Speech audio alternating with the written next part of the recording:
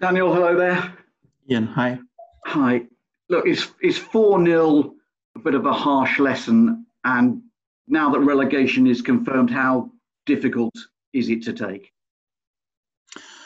Yes, it's of course a disappointing day with the loss and the harsh loss in L4, but even more because today is and also the day where relegation is finally confirmed, and it's of course a big disappointment without any doubt. It's not like it comes unexpected or not that we were not prepared for it, but once it's really theoretically confirmed, it feels even more disappointing. And yeah, for that it's a tough day today.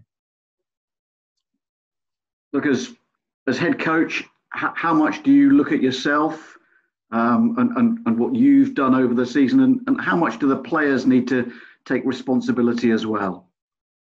Yeah, we are always self-critical. So the first step that you have to take is always like to ask yourself what you could have done better. To be honest, it's not the unexpected outcome. So from the first day after promotion, I said, listen, we have perhaps a 2 to 5% chance to stay in this league without being able to spend money. So when I have a look on our team sheet today, it's more or less like the same championship side from the last season, just without some key players, because the key players are injured, like Christoph Zimmermann and Grant Hanley. And then, of course, to be able to be successful on this level, it's not realistic. You have to say. But I was also fully committed to this way because it was important for the mid and the long-term future of the club. I feel really sorry, especially for our supporters and for everyone who's connected with this amazing club, that we were not able to work another miracle. And yeah, I'm in the responsible role, so I'm disappointed I was not able to work another miracle, because once I have a look back where we're coming from, so in my first season, we needed to develop young players in order to sell them to keep this club going, because the financial pressure was that high. And thank God we were able to do this with developing James Madison. And yeah, without selling him probably it would have been unbelievably doubtful if the club would be going right now. And the second season with such a young group of players, and we still had to sell some of our best players. No one expected us to win the title and championship or to promote to the Premier League. But yeah, we were able to beat all the odds and to work on a miracle. And of course, we were highly motivated to beat again all the odds and to work on another miracle. But yeah, you have to say right now in this year we're not capable to do this, and for that, yeah, we can also only apologize for that. And I feel sorry for the supporters, because all the supporters are there with so much passion and emotion for this club and so much support, even in the bad times. They deserve all the miracles and all the joy that we can bring them. And yeah, we are disappointed that we're not capable to do this. And yeah, for that, it's definitely a disappointing day. I mean, from what you said there, I mean, was it always inevitable then that this was going to happen? To be honest, I think we would have had a 5% chance, but you need for this a perfect start into the season, so that the self-confidence is growing. You need also a bit of luck in terms of injuries. You need a bit of luck that your key players are not injured and always in a great shape. You need a bit of game luck. Yeah, perhaps sometimes even VAR helps. So we've showed a few times and several times during the season, once we are there with a 100% performance, everything goes in our way, and we are even overachieving a bit, and each and every player is there with a 100% top level performance, then we are able to win points against the best side on this level.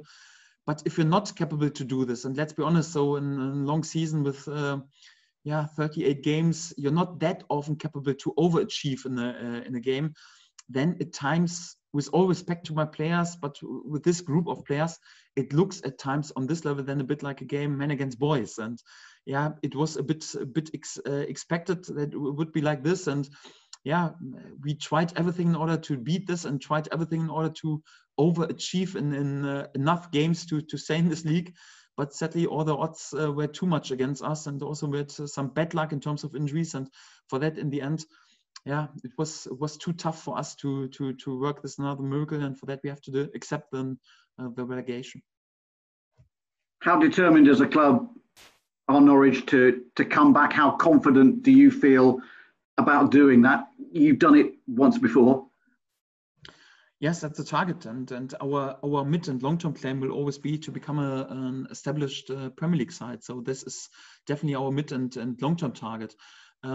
It's just important that you take the right steps. So as unexpected our promotion was, as important it was, because we were able to sort all our financial problems. So we have paid with the season for all the sins in the past. We're able to invest in the infrastructure, in the facilities, and the training ground, and the stadium.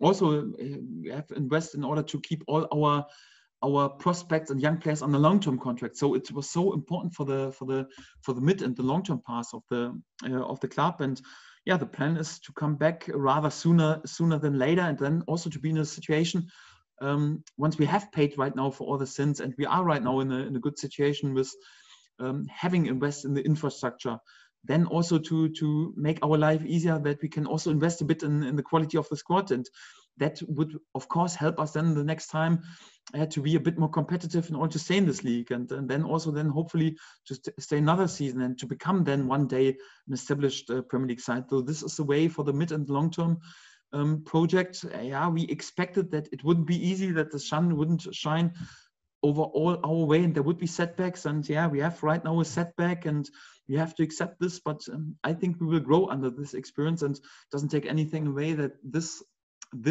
season was even unbelievably important for the development of the club. Is there still the need for further financial investment? I mean, can you keep hold of players like Cantwell and Aarons and Godfrey? Yes, we are in a pretty solid financial situation, so no pressure at all. And for that, I'm pretty confident that we keep all our best players, because it's not like we're not working in order to maximize our incomes or our earnings. So our target is always like we want to maximize our success on the football pitch, and for that we need all our best players, and we need all our key players. And the good thing is it's not like we need to earn money. It's more like because we are in a financially unbelievable solid situation. For that, I expect that all our key players, all our young prospects, are willing to stay, and we are capable to keep them in order to work then on another project to return back to the Premier League as quick as possible. Daniel, thank you. Thank you. Thank you. Okay, Isabel Barker. Hi, Daniel. Thank you for your time. During this tough time, you've obviously spoken about how... One moment. Yeah.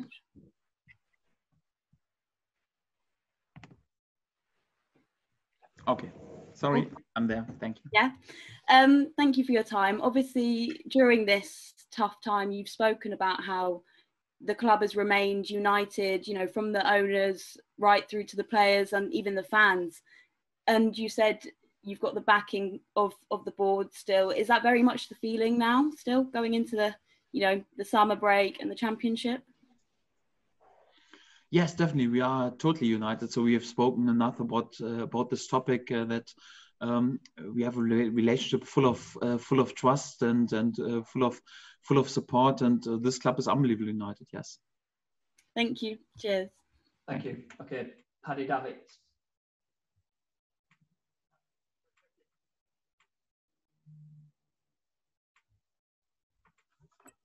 Well, Daniel, commiserations today for the season. You've always backed your players. I don't ever recall you too often, certainly in public, maybe giving an impression that you've not been happy with them. But today, was it just a game too far, or does that leave you very frustrated and disappointed with your players, what they produced today? Yes, you won't hear one negative comment and one mooning about one of my players, and I won't blame any of my players, especially not on such a day. So they are fantastic lads, and they tried everything. So like what I mentioned before, so once we are there and always are able with reaching 100% of our potential, then we're capable to be competitive on this level, and then we can win points. If we're not capable to be there with our best performance, then it looks at times a bit like a game men against boys, and it was at times today. Yeah, I don't want to accuse any of our players, but this was also a sign why Kenny McLean is so important, that he's fit and on the pitch. And that was more or less like why he was involved in more or less each and every minute so far during the season once he was available. Yeah, because when he's not on the pitch, then we're lacking physicality, then we're lacking pace. It's always like the last 2 games he was struggling with some hits. Yeah, we concede pretty easy out of set pieces, and we still have some great possession-based players on the pitch. But if then certain players are not on the pitch, we're lacking a bit physicality, and then it looks a bit like, yeah, we are a bit too weak for this level. And like I said, it looks a bit like a game men against boys, but it's quite normal. Yeah, we're working with many young players, and some players just you can't accuse them, yeah, because of their DNA they don't have the physicality then for this level, and for that no accusing at all. So it just shows a bit more why a player like Kenny McLean, for example, is so important, or why Alex Sete has to play at the moment each every minute on the pitch when he's available.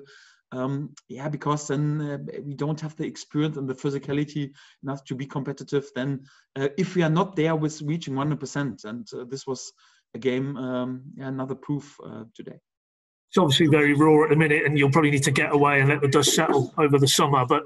And you'll do your debrief as you've done every summer you've been here. But you touched on the set pieces. Is that something, as a coach, what you can control, you really do need to address now going into the next season? Defensive set pieces.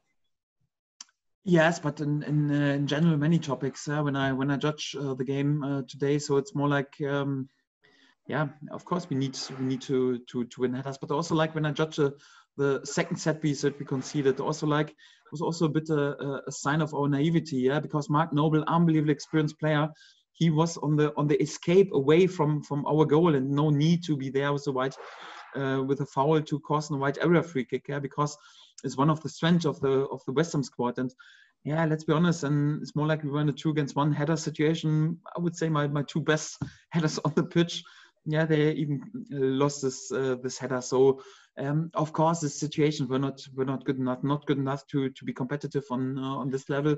And one key topic is definitely also like to be competitive in this area. So we know that we have a young side and not the tallest side, and we would be then perhaps even one of the weaker sides on this level, without any doubt. Of course, I would have wished in this situation today a bit more steel, a bit more smartness in order to not to cause the set pieces. But it's also a learning curve for my young players, and definitely also a topic we definitely need to improve. That's for sure. Final one, if I can, from me, Daniel. There was a few reports that if it was confirmed today that probably Andre Duda would go back to Hertha Berlin. Is that your understanding after this game? No, so it's more like we are pretty closely in talks with Andre. We are all tempted that he stays with us till the end of the season, but we are also in talks with Hertha Berlin what's the best for the player and also for us. And I can't confirm anything. So at the moment, I think he will stay with us for the season. But to be honest, we haven't discussed this situation. What will happen after relegation? Because I didn't want us to focus too much on the future, just to concentrate on this game. We will of course stay in talks with Hertha Berlin, but if you ask me right now, I would expect Andre to stay and to be available till the end of the season. Thanks, Daniel. All the best. Final one, Rob Moll, please.